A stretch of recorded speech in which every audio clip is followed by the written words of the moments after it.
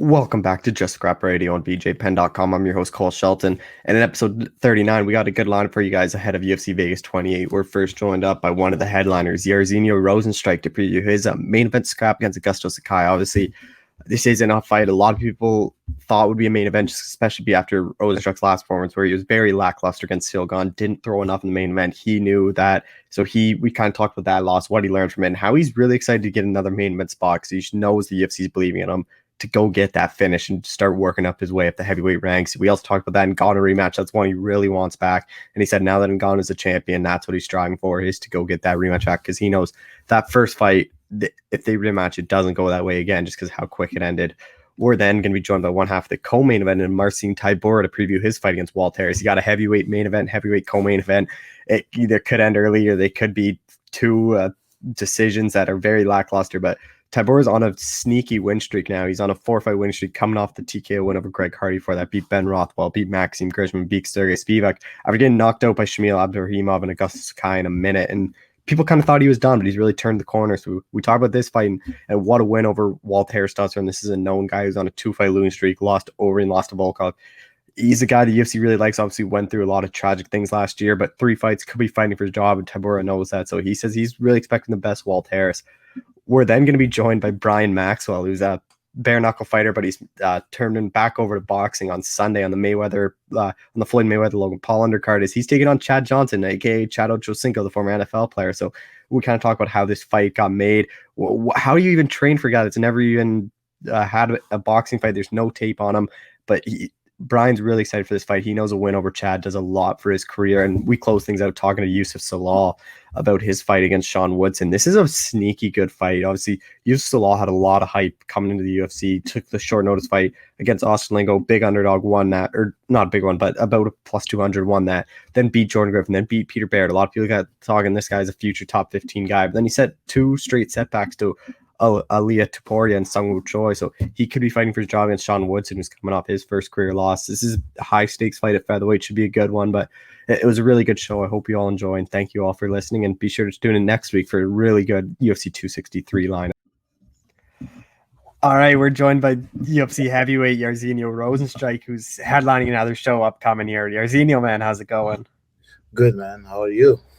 I'm doing well. Obviously, before we get into your fight, I want to touch on your last one. Obviously, the loss to Cyril Gahn. Like, I know you put something out saying you were kind of frustrated with your performance. Like, looking back now, like, what you make of your performance in that fight? If you don't win, something's wrong. Kind of frustrated in that fight, of course, for sure.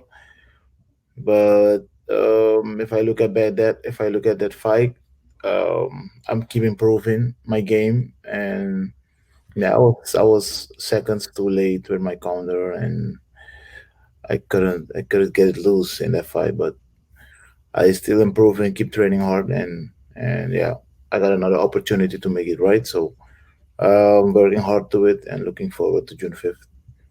And after that loss, like, was making this quick turnaround something you wanted to do? Yeah, for sure. Not only for the loss, even if I win that fight, like I won, and I won on a quick turnaround. I like more being in shape, being moved during the year. You know, this fighting years don't last long, so you want to take everything out of it, and especially I'm a guy who always train. I'm in shape, so. And you obviously went 5 rounds there too. Like, was that something that was big for you, is proving to everyone that you have the cardio and you have the capability to go 5 hard rounds? For me, I always have the cardio to go 5 rounds. Yeah, it's like I said, the fight was frustrating. I couldn't get it loose, and then yeah, it was my night. So that shows at the performance, but it goes his way, and yeah. Now, Augusto Sakai, was that someone you had your eye on? not really, but it's the top 15. I'm fight everyone in the top 15, so um, I want to be fighting more. So it doesn't matter who it is, as long as I can get in the octagon and prove and put on a great performance. That's what we're looking for, and that's why we're training hard. And uh, when you lose a fight, then something's wrong, something is not good. So we go back to the drawing board and we keep working and see where we can improve and get better and make sure it doesn't happen again. Oh, with Sakai, like you guys obviously fought someone is similar in Alistair Overeem. Like, what have you kind of made of his run up in the UFC? Because he was undefeated in the UFC up until his last fight when he got TKO'd by Overeem. Nah, I mean, he's doing his thing. He fought over him got him, but before that, he win all this fight, and that means yeah, he belongs there. And now he's gonna face me, and yeah, I'm gonna make sure I stop him. How do you see this fight playing out? Because everyone obviously knows you're obviously a very good kickboxer, and you really only need to land one punch and you can end the fight. Yeah, I mean, knockout is one punch, but he's also a striker. He has his thing, and I'm watching the fights, of course, and I'm working through what's gonna happen that night, and I want to put down a great performance, make it right for myself and for my fans and family. So right now, the only thing that counts is winning. Doesn't matter how. Getting a chance to main event another card, is that so, like what's that mean for you? Because the UFC's obviously putting some trust into you to having headlining another UFC show. Now, I mean, the UFC give if the trust and they give me the opportunity to make it right again, and yeah, they know I bring that fire. So I want to put down a great performance, bring that fire back to the octagon, and make everybody happy again, especially myself. Have you been training still at ATT for this fight? Yes, I train at DTT still. What's kind of that been like for you in the lead up? Because obviously there's a lot of high level fighters and a lot of high level heavyweights there. Nah, I mean, we work with each other. We have a lot of bodies. Everybody helps each other out, and yeah, we feel good. We are in a good place at DTT. You're ranked just outside the top five. You're ranked sixth. Obviously, Augusto Sakai's ranked ninth. So, what do you think a win over him does for you in the division? Right now, a win over him will keep me, yeah, right where I am, motivated. And after this, I'm looking for another quick turnaround, and I'm going to fight myself back in the top two, top three, top five. You know how it is. We're still in the race, and yeah, Uh, the first time you lost is to Ngannou, and then your next fight was obviously one of your best performances against Junior Dos Santos. Like, what kind of makes you do that after a loss? You rebounded so well. I'm in training and keep working what I always do. But it's MMA. I come from a kickboxing background, and I'm keep learning the game, and I'm still improving. So the only thing that matters, if I'm still fighting, that's the only way I'm gonna improve and put better a better performance. So right now, I'm looking forward to that. You're obviously a very dangerous striker. So, do you think Sakai's gonna try to take you down at some point in this fight? Now maybe everybody will fight me when I take me down. So we're gonna see in face what it's come through. I've been proving in everywhere, so I'm happy with my with the skills improving and improvement, and yeah, June 5th is gonna be a great day. Heavyweight division, obviously, we haven't talked since Ngannou became the champ. What'd you make of his performance in becoming the champ? I mean, in Ghana, that he does his thing. He grows. He improves a lot. Put down a great performance against the ex-champion Sleepy Miocic, and yeah, right now he's the man to follow. He's the man to go. You know, he's the number one, and that's where we're going. The goal is there. We talked before about it. You really want that fight back now that he has the belt. Like, do you think you only probably need one or two, or this one, maybe one more win, and you're right there for it? For sure. I mean, I won that fight back, and he's the champion, and he's the man we're looking up to right now. I'm in the race for the baddest man of the planet. June 5th, I'm gonna start there and make sure I get myself back in line. Is that Cyril Gahn fight one you'd like to get back? Just because it kind of didn't live up to a lot of fans' expectations of what it was going to be. Yeah, I mean, that is not my fighting style, the way I fought, and yeah, can't say too much about that fight. Still watching that fight and learn from the moments, of course. And yeah, it can happen again. Yeah, what do you take away from that? Is it more just you have to be more aggressive then? I always be aggressive, but I was kind of frustrated. I was late all the time, and I can't get it loose the way I used to do. So, um, as we say as fighters, nothing can go wrong in fight day or fight week. So we more focus on that, and we will make sure nothing happen again. Fighting in front of no fans again, like what's that kind of like for you? Because I'm sure you, like most fighters, want to be in front of that crowd.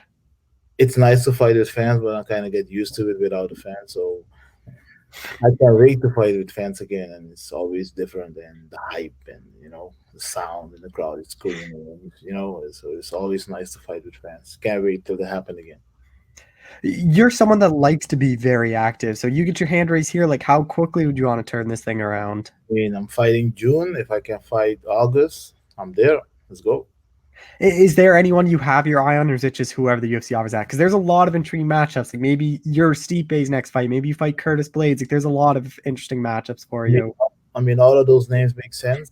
They rank above me, so I'm in the race for the baddest man of the planet. So if I get one of those names, let's go. I mean, you know, I have to move on, and win after this will bring me right back at the top if I fight one of those names. How much pressure do you put on yourself to go out there and get a finish? Just because of your last fight, obviously you were kind of frustrated with how it played out as well. Pressure, I don't take pressure to the octagon. It's more like I know I train hard and go in there and get it loose, be myself, enjoy the fight, small moment. That's how I think about it. And just last thing, obviously, when you go home, it's a big applause. Like, are you going to plan to go back home after this fight? I always go home after my fights, and it is what it is. We working hard. Sometimes it goes, sometimes it doesn't, but we can't give up. It's another. This is another opportunity to go back at it again. What's that mean for you when you get that kind of reception when you go back home? It means a lot. It feels good that people respect you and honor you the way you represent the country and represent them. I mean, my nation we don't have a large population, but putting my country on the map with the UFC, with the MMA, it's a lot and it means a lot. So more people see our country, so we get more famous in the world. All right, well, Jairzinho, man, I appreciate the time as always. Thanks for doing this. No problem, man. Anytime. Have a good day. All right, we're joined by UFC heavyweight Marcin Tybura, who's coming back in action here pretty soon. Marcin, man, how's it going? Yeah, it's good. Hey, hello, how are you?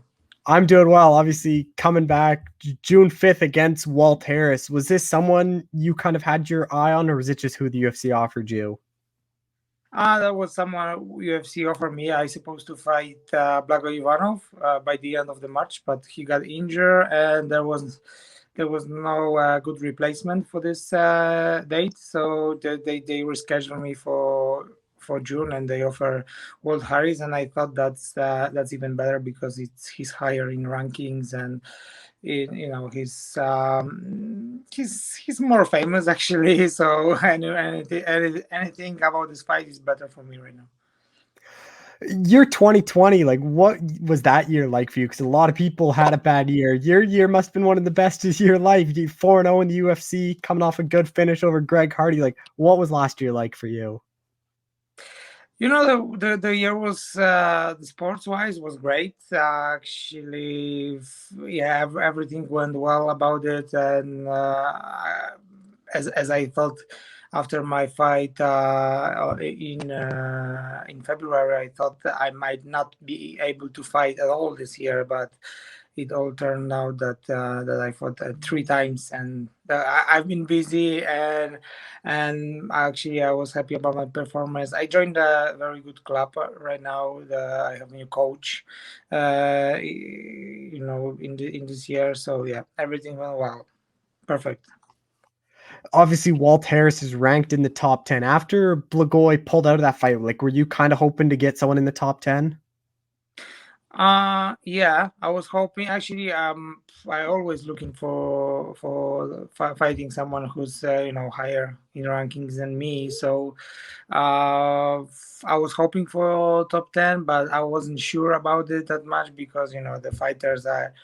I think the fighters just like me. They want to fight someone who's higher than them. So, whoever that wouldn't be, I would agree for the fight anyway. But I'm so happy that will be World. What have you made of Walt Harris's last 2 fights? Because he lost both of them, but he was fighting two of the best guys in Overeem and Volkov. Yeah, well, I think his performance wasn't as good as his in this past two fights. He wasn't as good as he used to be, and he's losing something. But maybe he will just he obviously he got a hard time before. So right now maybe he's getting back on his track, and that's what I'm thinking. That's how I see him. I'm expecting to meet the best Will Harris ever. So those two fights just shows that he goes hard in the first round and then he gas out. So that's the main thing about these two fights. Is part of the plan to kind of wear him out, get in the clinch, look for some takedowns in that first round, and then similar to what you do with Greg Hardy? Because I think it's a very similar style where Greg Hardy has that first round knockout power. Then after that, he kind of gasses out. Same thing with Walt Harris. Like, if you look at his career, if he gets out of the first round, it doesn't go so well for him. Yeah, well, obviously he's most dangerous in the first round, but I'm not going to, just going to clinch him and try to make him tired by wrestling. I'm just going to make him tired by, exchanging strikes with him, and that's my plan because I think I develop a lot in my striking game, and I want to check what level am I right now. So the fight starts in a stand-up, and then I will try to do my best to finish in a stand-up. Of course, that's MMA, so if that won't go well, I will just wrestle and grapple. That's actually that's my plan for every fight. Your last fight, you obviously got the finish. Is that something you're looking more to do, is get those finishes and get kind of move your way up the ranks? Is you kind of know if you get a finish, like you're going to get a big spot, a big step up.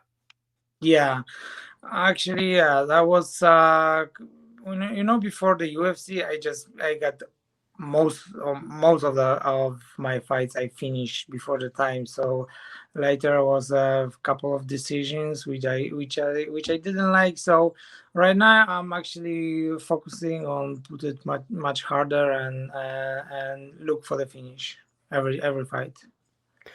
Do you think you're going to get the finish through knockout over Walter, or do you think you can submit him? Well, I'm able to knock out anybody, I guess, and I can tell it by by the way I spar and how I train and how I feel. But it's something that you need to prove in a fight, because until now I have like one clear knockout in my record. So I'm not going to promise you guys that I'm gonna knock out Walt Harris, but I will try. What do you think a win over Walt does for you and puts you in the heavyweight division? So once again, What do you think a win does for you? the win actually I hope opens me the fight with top five. I don't know. He's 8 right now or 7. Um, 8. yeah, he's 8. 8. So yeah, I hoping to jump over him in the ranking and then get a big fight. The one big fight to which give me a title shot. Do you have your eye on anyone? Like, are we going to get a Marcin Tybura call out if you get your hand raised? I might, because lately I'm just thinking about it to take care of my of my career, and I didn't do it before, but lately I just thinking about take care of my career and just ask for opponents, but I did it in a past two fight after my past 2 or 3 fights, and it didn't happen. So, so I don't think if it works. But probably I will think about someone, see who's already booked, because it's still about 4 weeks, 3.5 weeks to go. So some of these guys can be booked by this time. So see who's free, and then I will make a call out after the fight. Fighting back at the Apex, like, what's kind of that experience been like for you, fighting in front of no one and in the small octagon of the Apex? Um, experience is okay for me. I see it more like a sparring, like you go to the gym and spar, because there is no crowd, nobody screaming. But I enjoy the big events, like 20,000 people, all screaming, all emotions and everything. But you know the empty arena, or Apex, just bring gives you more, I wouldn't say advantage, because my opponent have the same, like he can hear his coaches well, and that's it. It's like it's those emotions and everything about the crowd is good after the fight. Like before the fight, I like an Apex, but once you finish the fight and you go outside the octagon, you just want to meet the crowd, and they're not there. Just a few more things. What are your kind of thoughts on the heavyweight division right now? Because obviously you have Ngannou as the new champ. John Jones is out there looming. Like, what are your thoughts at that top of the division? I think the division is getting better right now. I really like Francis Ngannou as a champion. I think Stipe Miocic was a great champion, but Francis is kind of a champion that everyone's scared. You know what I mean? Like the people see this guy. He's a heavyweight. He's a champion, and and that just brings more attention of a fans for the heavyweight division. And face if I would be a challenger, I would rather face Francis than Stipe. You were very active last year. Is that the goal again this year, is to be that active? I think it's already too late to be that active, because it's June, but I'm hoping to get 3 fights this year still. Where do you see yourself at the end of the year? Like, everything goes your way. Obviously, 3 fights, 3-0 goes your way. Like, where do you kind of see yourself in the division at the end of the year? I'm hoping to be a title shot challenger next year. That's it. That's my goal. Just last thing, what's it like to see your fellow countryman and Jan Blachowicz be a UFC champion? It's great, because I'm not only the fan of Jan, but we also were friends. We trained together for 2 years, and now we are at different gyms, but we train together. He's a great guy. He's a very tough guy. I spar with him a lot, and I was kind of surprised he's not champion yet, but he made it. He bring the Poland is really proud of him. He bring much more attention for the MMA community here in Poland, and everything is crazy. I really like. I think he deserved it. All right, well, Marcin, I appreciate the time. Thanks for doing this. Thank you. Have a good one. Yeah. All right, we're joined by Brian Maxwell, who's got a big boxing fight upcoming here, man. Brian, how's it going? I'm doing pretty good. Obviously, you're fighting on the Floyd Mayweather-Logan Paul undercard, fighting Chad Johnson, Chad Ochocinco. Like, how did this all come together where you would be the one welcoming him to the boxing ring? Man, like I'm still in shock that they even put my name in the hat for this fight. Like, I don't know how my name came about or who said what, but I got the call, so I had to take the opportunity. When you obviously you probably saw that he was thinking about fight. It got announced that he was fighting on this card. Like, did you ever think you would be the opponent? Man, I knew nothing. I knew nothing about it until I actually was on Instagram and seen that there was a post about him maybe fighting, but I didn't think nothing of it, and then boom, here we are. What's it like to be fighting him? Because he's a guy like an all-pro NFL receiver. Like, anyone that watches football knows who Chad Ochocinco is. I mean, it feels good. It's I have a running hashtag right now. My idol has become my rival, and it's a big blessing, and I love it. Like, my fanboy has went out the window, and I'm in fight mode now. So, it's an honor, and we ready to fight. he's obviously a really good athlete. Like, you don't play that many years and have that much success in the NFL without it. But how do you really prepare for him? Because he's obviously a good athlete. It seems like he's gonna have good cardio and good footwork, but you don't know what that translates to the boxing ring. I mean, I'm preparing for him just like I would anybody else. I got his name. We watched a little bit of film, and we came up with 2 different game plans for whatever Chad that comes out, whether he comes out being the all-world athlete and wants to try to knock my head off, or he comes out wanting to just move around and sticks his jab and stuff out there. And we're fully prepared for that. I've been putting in a lot of work in this fight camp, and I've gone the extra mile to do some different things to help me prepare for him. And I'm ready for it. I'm ready to see whatever version of Chad comes out, but he's going to see the best version of me that I've ever put out in a fight. You're boxing 4 3s, right? No, it's 4 2-minute rounds. Oh, it's 4 2-minute rounds. Is it technically an exhibition match, or is it a pro fight then? It's an exhibition fight, and it's going to be, it's either the first or second fight on the main card. I think we're kicking off the main card, but like I said, it's either the first or the second fight on the main card. 2-minute rounds, like, is that something that you can now just basically sprint? And especially 4 minutes, like, you're used to fighting a lot longer than that. Yeah, man, it's been a process. I've been training. Everything I've do is 3 or 4 minute rounds, and I'm used to the 2-minute rounds because in bare knuckle there's 5 2-minute rounds, and so I'm used to training that way. But I've actually turned it up a notch for this fight camp and stuff. So, I'm prepared for it.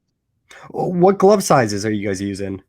I will not have any idea what glove sizes that we're using until I get to Miami. Oh yeah, I assume it's probably gonna be a bigger one just because it's probably Johnson's first pro fight, but you never know. But you said you've watched film, and like, what film kind of is out there? Is it just kind of him in the gym hitting pads? Yeah, it's a little bit of footage out there of him out there in the gym, but like I've told everyone, I've watched this man's every step since I'm a day one since A1 fan, and I know that he has boxing experience just for the simple fact that he did boxing for conditioning during the off season to stay ready for football. So I've seen what I've seen, and I know that right now he's in Texas training with the Charlo brothers for the next week. So I'm peeping that a little bit, so to see if he's advanced a little bit more or whatever. But either way, I'm prepared for it. Do you think he kind of picked you thinking it's an easier opponent than maybe who else they offered, just on, because I think for him, Chad Johnson, like, I don't think they're going to set him up to lose. Like, obviously, I think they would prefer him to win. Like, do you kind of feel like the promotion and them just are kind of hoping he wins this fight? I mean, honestly, I think they do, but at the same point in time, this is what I do. So, yeah, it's not going to be, I mean, of course, he's the hometown guy. So, I'm coming in as the underdog. I love being the underdog. I've been the underdog my whole career, and, I've had much success being the underdog, but I've also had some unsuccessful times being an underdog. But, this is what I do, and I'm prepared for it. This is not my first rodeo. So, it's game time. Obviously, the common saying is you can't play boxing. Is that kind of what you're hoping to show him there? Is kind of pressure him and land some good shots early on and let him know, like, oh, he's actually in a fight and this isn't just for fun? Yes, sir. I mean, that's what exactly is going to happen. But like I said, I'm prepared for either the Chad that wants to go out there and do what he did on the football field and entertain and whatnot. But I'm also prepared for the Chad that's going to make me earn this win, even though it doesn't count. But in the people's eyes, if it does go 4 rounds, everybody's going to know who won the fight. You've we've never seen him in a fight. So, like, are you even like worried, like, or focused on what his chin might be like? Because every person takes a punch differently. Like, maybe he can't even take a punch and you get him out of there earlier. Is that just like you just gotta prepare for 4 rounds and you can't worry about any of that?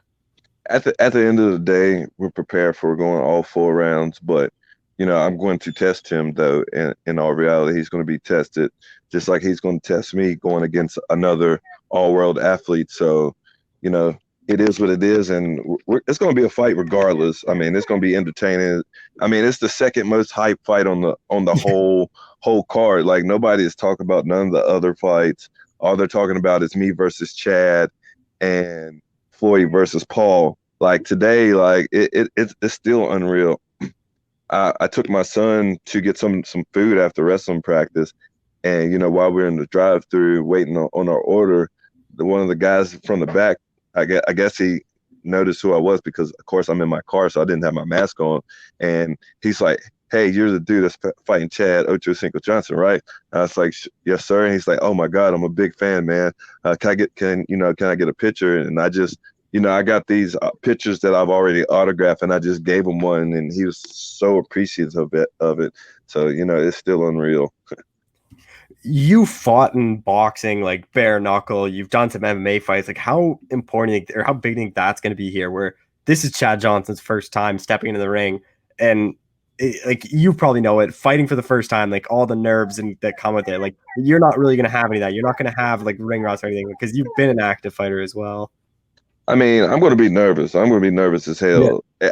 I'm nervous every fight. If you're a fighter and you say you're not nervous going into each and every fight, then you're doing the wrong thing, because this is my lucky number 12 fight. So it's going to be one of my best fights ever, and of course I'm going to be nervous. I'm going to be nervous until I step in that ring, and I throw the first punch and land, and then I'm going to be good. I'm already in fight mode. I know everybody around me is tired of my shit, but I'm ready to go. Like, I'm ready to start throwing these hands and connecting and see how this fight goes. You feel what I'm saying? How do you see this fight playing? Because I assume you probably think, you obviously know you're going to win or why sign the contract, but are you kind of thinking you can get him out of there even though it is only 4 rounds and you don't have a lot of time to work? Yes, my confidence is at its highest level that it's been in a long time. I've refound myself. Like I've told someone before, this is not, my coming out party. This is the reawakening of Brian Maxwell. So, this is going to be special. This is very special to me. Like I said, it's my 12th fight. This is my 12th professional fight, and 12 is my lucky number. And when I've always had good landmarks when I've gotten to the number 12. So, this is super important and super special to me. Would you ever thought in your wildest dreams to be fighting on the undercard of a Floyd Mayweather fight? Man, not at all, man. Like, I've watched Floyd for a long time, and he's like one of my favorite boxers ever, and I can't wait to meet him in person. And fighting on his undercard is just like beyond my wildest imagination. And it's a blessing. It's a big blessing and a super big opportunity to take a lot of things to the next level, not only for me, but my family, my friends, and my coaches and my teammates, and with me getting, bigger opportunities. You feel what I'm saying? Well, that's actually what I want to touch on. Like, what do you think a win over Chad Johnson does for you? Even though it's exhibition, it doesn't officially count, but you beat him, like, all the eyes are on you. Like, that opens up bigger opportunities, bigger paychecks in bare knuckle and boxing. Like how important is this win for you? It's super important. Like I said, if it ends up going all 4 rounds, and they feel that, everybody's going to know who won that fight if it goes to, all 4 rounds. But, I'm ready to see what opportunities come after it, especially if, by chance I do knock him out or stop him, like with a TKO. I'm ready for everything that comes with it, because, they say people have their 15 minutes of fame or whatever, but, I've been a trending topic on Instagram, Facebook, and even Twitter for the past 9 days now.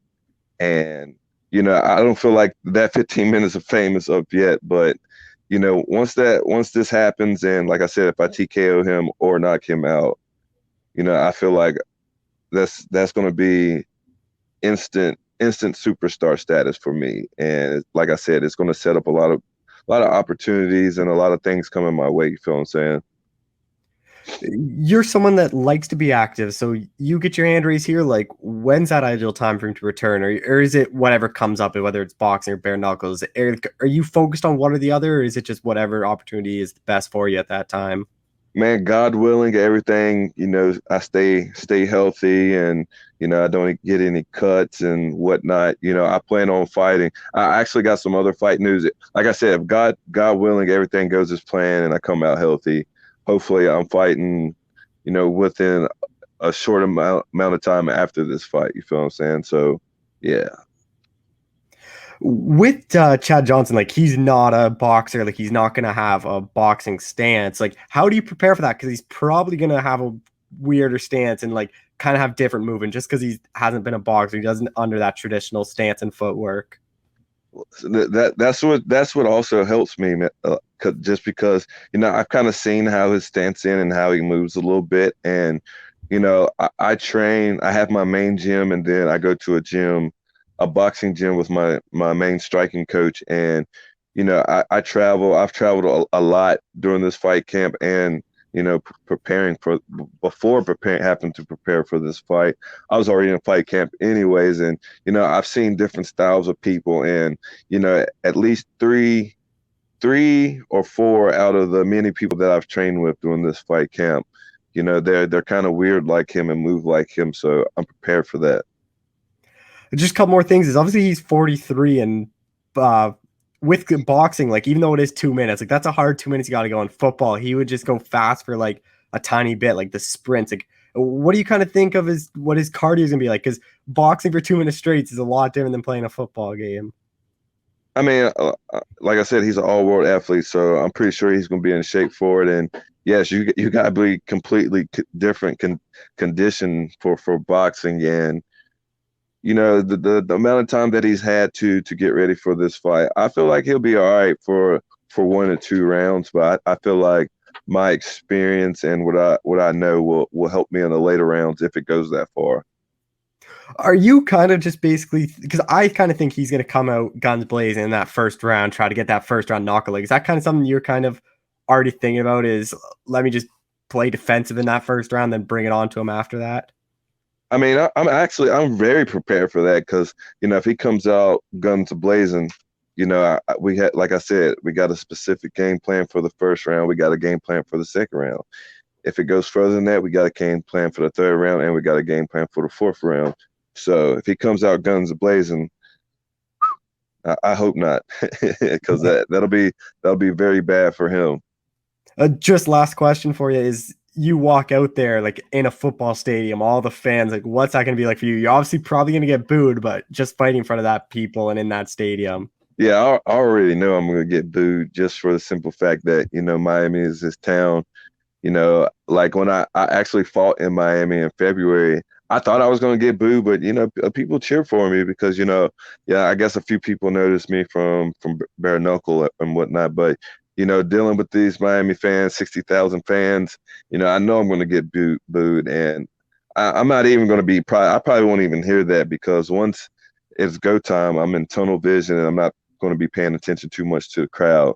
I fought and I've wrestled and I've played football in front of big crowds. Sure, this will be my largest crowd, but, crowds don't play a favor on my part, to me anyways. All right, well, Brian, man, I appreciate the time. Thank you so much for doing this. You're welcome. All right, we're joined by UFC featherweight Youssef Zalal, who's back in action here coming soon. Youssef, how's it going, man? I'm pretty good, man. How are you? I'm doing well. Obviously, fighting Sean Woodson, like, is this kind of a guy you had your on, or is it just who the UFC offered you at this point? I never expected to cross paths with him, to be honest. So it was all like, I got a call, like, oh yeah, we have Sean Woodson. I was like, I know Sean Woodson. And he's like, yeah. He's like, they offered you him June 5th. And I was like, he said, yeah, we said, yeah. So I mean, like, it's, they call, you answer, Obviously, the big thing about Sean is his size. Like, he's a massive featherweight, 6'2", like 79-inch reach. Like, how do you even prepare for that? Like, who are you kind of working with to prepare for that size? Like you said, is a definitely unique size. You don't see that often at all. It's like I think it's like 79 each reach, like 79 reach. I think he has, and 6'2", something like that. I can't even know. But man, it was difficult this camp. I had to train with a bunch of middleweights, light heavyweights, the big boys, you know. And then I got one of my teammates. He's an amateur, upcoming amateur, but he's like 6'2", like huge, tall. So that was very helpful throughout the camp. So I still got 5 weeks to finish it up with. How frustrating is your past 2 fights, man? Because obviously you had a ton of momentum. Then you take Topuria, who not many people really knew about, kind of comes in, and then you lose your last one to a really close fight against Sung Woo Choi. Like, what's kind of the mindset right now? Because before those 2 fights, like, you were a guy that people were talking about, oh, he's got to fight a ranked guy pretty soon. Man, it's like, you know, it's like past is past. You know, it taught me a lot of mistakes. You know, the mistakes that I done, and kind of talked about it with the team, with the coaches, and you know, with the people that really around me, you know, and really matters. So it's there's a few mistakes I done, and obviously I'm glad I kind of learned it from there. And I feel like I've been through this. If you look at my record, I had 2 losses in LFA. Then I had the last one before the UFC, and then that's like kind of like pretty much kind of like almost the same thing. But yeah, man, it's small mistakes, and I can't wait to get back in there and really just show myself that I am that guy, you know. Sean Woodson's last fight, big upset loss to Julian Erosa. Like, what you kind of make of his performance when he got submitted there? Man, those guys were going at it, you know. That was like just getting hit and going at it. So, and I feel like Erosa just had more will to finish the fight and kind of win the fight. But like, man, like I said, Sean is like a very, very awkward guy to fight. You know, it's not like he's gonna be like, oh yeah, close the distance and do this, do that. Like it's definitely very awkward to fight guys like that. And I think my whole career I fought a guy one like him, basically not as much as style, but it's like awkward style and stuff like that. It was one of the guys that I fought, but it's gonna be an interesting fight. I'll tell you that. And like you mentioned, like, it's not just about clones it is, because he's got to like throwing flying knees and stuff. So you gotta really like time it when you get inside. Is that something you've kind of been worried about, or not worried about, but like focusing on? Is like he throws a lot of those knees up the middle when people try to close the distance? Man, we fighting. It really don't matter. You throw knees, elbows. You can eye poke. I really don't care. It's a fight. When we go in there, it's a fight. When you get hit and things changes, you ain't gonna throw flying knees no more. You need that. So we'll see how that goes. Is part of the game plan to try to take him down? Because obviously that's where he's struggled kind of in the UFC, is when people try to wrestle him and grapple him. I mean, if he gets there, he gets there, to be honest. But my plan is to literally just go out there and fight. I feel like I've been way too nice to these guys. How do you see this fight playing out? I can say like he said. I think I don't know what interview somebody told me. He said like it's gonna be like a finish or something like that. So I was like, yeah, you're definitely gonna see a finish in this fight. It's not no touching around in here. That's where my goal is at, and that's where I'm heading. How much pressure are you putting on yourself? Because obviously, you know, losing 3 in a row in the UFC, like, it's never good. Like, you could be on the chopping block if that happens. Man, I really don't. The pressure is kind of gone for me. I really don't care what people think and what media think or what anybody thinks. You know, it's like at the end of the day, I'm fighting. You know, at the end of the day, I'm going in there and I'm doing the work, and nobody knows what the sacrifices and all that takes. So for me, just to go on there and really just do me, man, and that's all that matters. Like, the rest will all come. This all these guys will come back later the next day. They'll be like, hey, Youssef, congratulations. You should fight a top ranked guy now. This and that and all this. It really don't matter, man. Who are the people you're working with? I assume it's probably not the usual, like, Roy Val Hernandez, just because you got to work with guys that are a lot bigger than them. Yeah, man. I trained with Dustin Jacoby a couple times, actually. That was very helpful. I trained with Josh Frim. He's fighting for the LFA middleweight. Yep. Todd, the amateur that I told you guys. And I still train with the guys, you know, Chris Gutierrez and all those guys, you know, still kind of get get the little guys speed and like stuff like that, just kind of keep up with it, and then feel the power as well from the bigger guys. So it's been very helpful. Do you think leg kicks will be a big part of your kind of fight? Is try to slow down his movement, kind of just chop down that lead leg? Because obviously you work with Gutierrez and he knows how to do it better than anyone.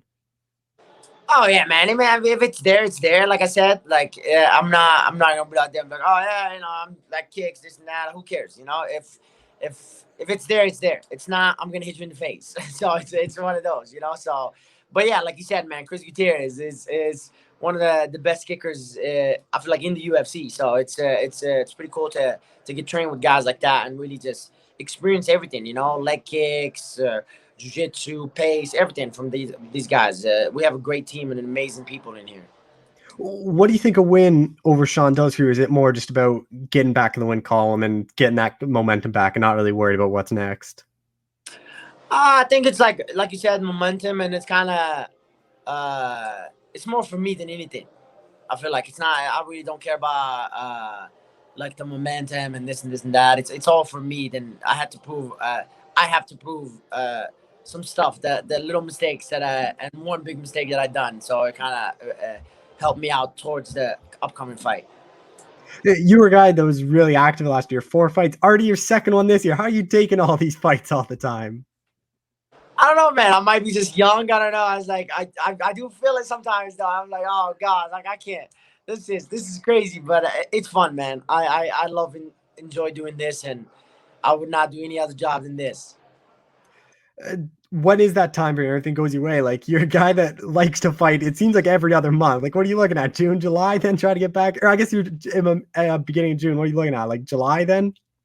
Hey man, the call comes in and it's the right thing. I am down, and you guys saw that. Even in the regional level, I was still doing the same thing. You know, I was like, I really don't care. It's like if it's a fight, it's a fight. You know, all these guys are like, oh, 8 weeks camp, this and that. Who cares, man? It's a fight. Mark Montoya, one of the best coaches. Like, how important do you think he's going to be in your corner? And just throughout this camp, just giving you all the advice. Oh man, it's been amazing. Right after the last fight, we talked for a little bit and kind of just to get that talk and really just see how he understands the game differently than my way and stuff like that. So it's pretty cool to get that knowledge and really just try to fix the mistakes and really just go from there, to be honest. Obviously, Anthony Smith picked up a big win. What was that kind of like for the gym? Because a lot of people were writing him off in that fight. Man, it's for us, win or loss. That's our vet, and that's our one of the leaders in this gym. So it really don't matter like I said, what people say and who cares. This guy comes in and just trains. You know, comes in, do his thing, and just go fight. And he has a family to feed, and he's doing a lot of sacrifices just to get here and train.